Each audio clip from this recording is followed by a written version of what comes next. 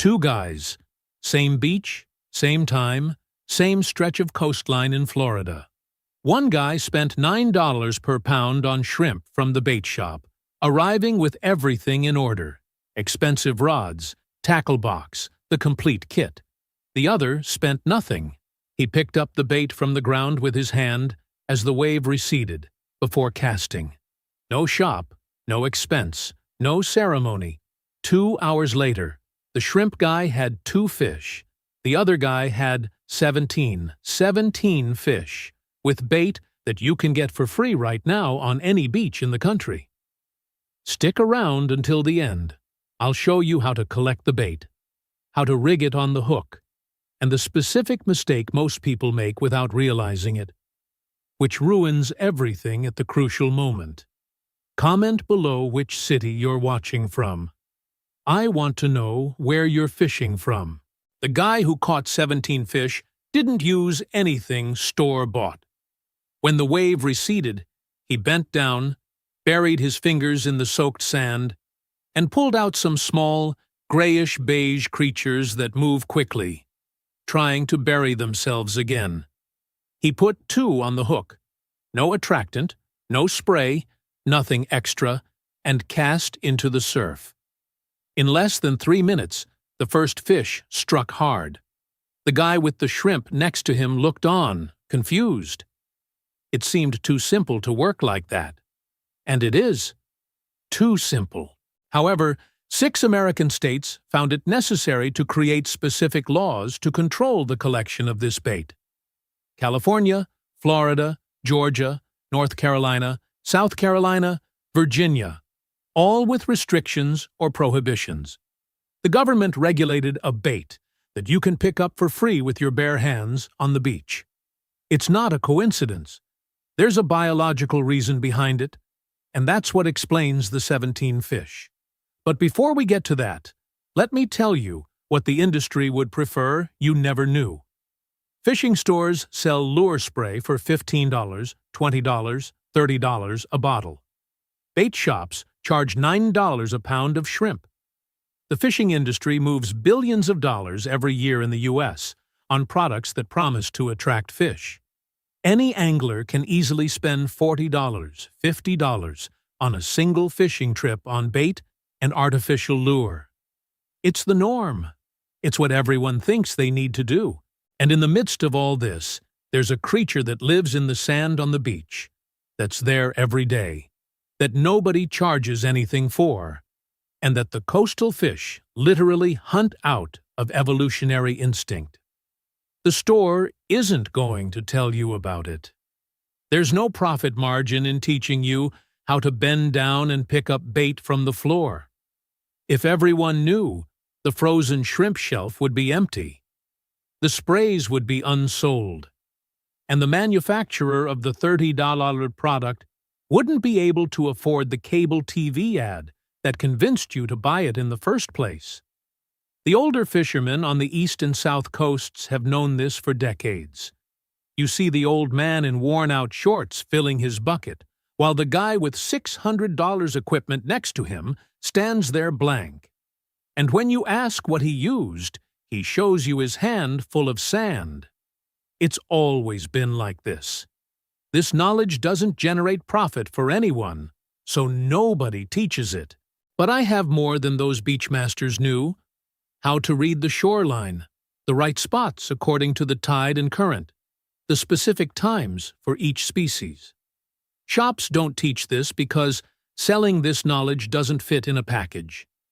The link below has the complete guide for you to understand how the water works and stop fishing in the wrong spot. Just download it. Now, before I show you how to collect and use it, you need to understand why it works. Because, without understanding why, you'll mess up at the crucial moment and won't know what went wrong. This bait is called sand flea. Scientific name Emerita talpoida. It's a small crustacean that spends its entire life in the surf zone, buried in the wet sand where the wave breaks and recedes. When the wave pulls, it sinks. When the tide rises, it rises with it.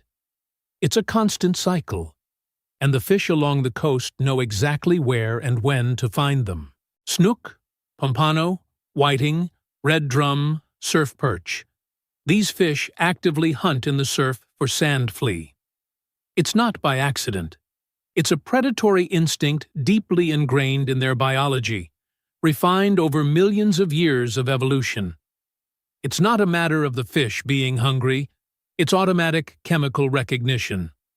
When a sand flea is bruised or crushed, it releases a specific profile of amino acids and organic compounds into the water. A coastal fish's olfactory system detects 1 part per billion of this compound. Think of it this way. If you drop a drop of blood into an Olympic-sized swimming pool, a shark will detect it. The base does something similar, leaving a chemical trail of sand flea in the surf. And it's not just the smell. The lateral line, the organ that runs the length of the fish's body, detects vibrations and pressure variations in the water. A live sand flea moving on the hook creates exactly the vibration pattern of wounded prey trying to escape. The fish receives both signals at the same time. The right smell, the right movement. The attack is reflexive. It's automatic. No $20 synthetic spray can accurately reproduce this. Fresh sand flea emits the exact chemical signature that bass and squid are programmed to hunt. And frozen shrimp from the store? It's been on ice for hours. The proteins that attract fish have degraded. The olfactory signal is dead. That's why $9 a pound yielded 2 fish. Fresh, free sand flea yielded 17. It sounds crazy, but science explains it. And now that you understand why, the step-by-step process will make much more sense. You'll need 2 hands or a fine sand sieve with a short handle. Nothing else. Total cost, 0. Go to the surf zone at low tide or mid-tide. That's when they're easiest to find, concentrated closer to the surface of the sand. Wait for the wave to break and pull. When the sand becomes soaked and shiny, before the next wave arrives, stick your fingers or a sieve about 4 to 5 centimeters into the sand and lift it quickly in a single motion. You'll see the sand fleas trying to bury themselves back. They're small, grayish-beige, egg-shaped, with thin antennae on the front. Ideal size for bait, 2 to 4 centimeters. Keep live sand fleas in a bucket with damp sand and a little seawater, not tap water, because the chlorine kills them. They remain active and useful for 4 to 6 hours this way. Don't add ice. The cold kills them quickly, and you lose exactly the chemical signal you want to preserve. Cold, dead sand fleas don't release the compounds. It's dead bait. That's not what you want. For the hook, use size 1 or 1 lero for smaller sand flea, 2 euro for larger ones. Insert the hook through the underside of the carapace at the rear and bring it out the top, without damaging the central internal organs, because you want it to keep moving in the water for as long as possible.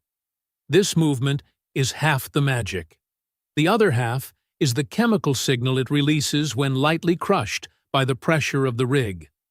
Step by step, wait for the wave to recede, and you'll find the sand soaked and glistening. Insert your fingers or sieve 4 to 5 centimeters and lift in a single quick motion. Separate the 2 to 4 centimeter pieces and store them in a bucket with damp sand and seawater. Never tap water. Mount the hook by the rear carapace, preserving the central organs to maintain movement. 8 to 12 sand fleas fill a relaxing fishing session.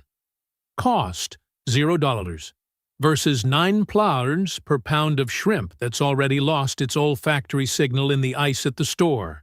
This specific hook positioning I described here is one of the details found in the complete guide.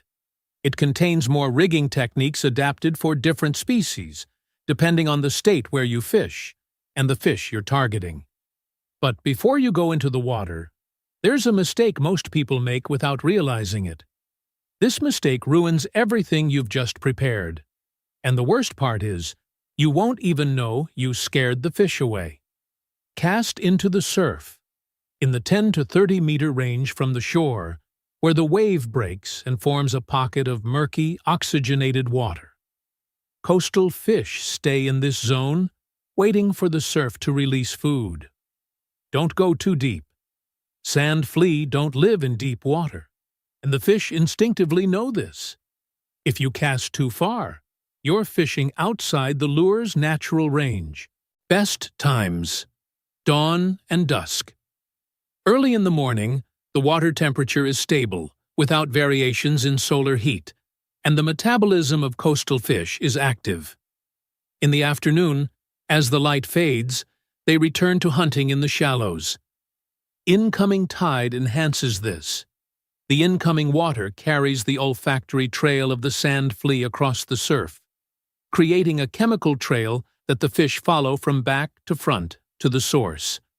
Species that respond best: whiting and pompano along almost the entire Atlantic and Gulf Coast, red snapper in Florida, Texas, and the Carolinas, snook in estuary, inlets mixed with surf, surf perch in California, but there the restriction is stricter, so check local regulations before collecting.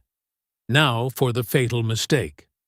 Sunscreen on hands. This is the biggest mistake people make without realizing it.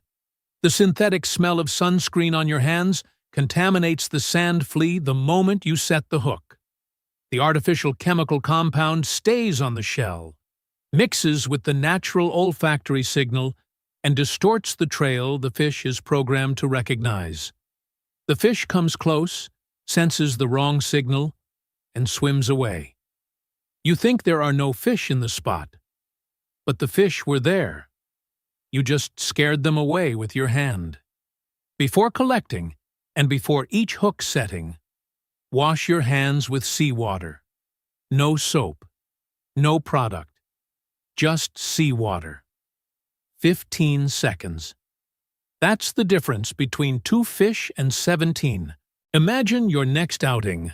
You arrive early at the beach, before the sun even rises. While the others are in line at the bait shop paying $9 a pound for shrimp that's been sitting on ice overnight, you've already caught your bait in 10 minutes with your bare hands and are ready to go before them. In 2 hours, 17 fish. They have 2. Your friends ask what you used. You show them your hand full of wet sand, their faces. You decide whether to tell the secret.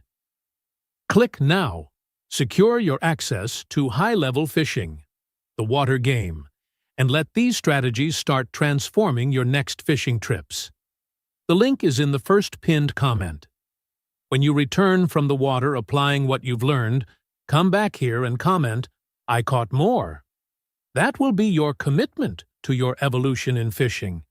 And perhaps it's exactly the step that separates the stories you hear from the stories you'll start telling. The government has placed a restriction on bait that you can pick up for free with your bare hands on the beach. That says it all. The old coastal fishermen always knew this. Now you know it too. Subscribe to the channel and turn on notifications so you don't miss the next video.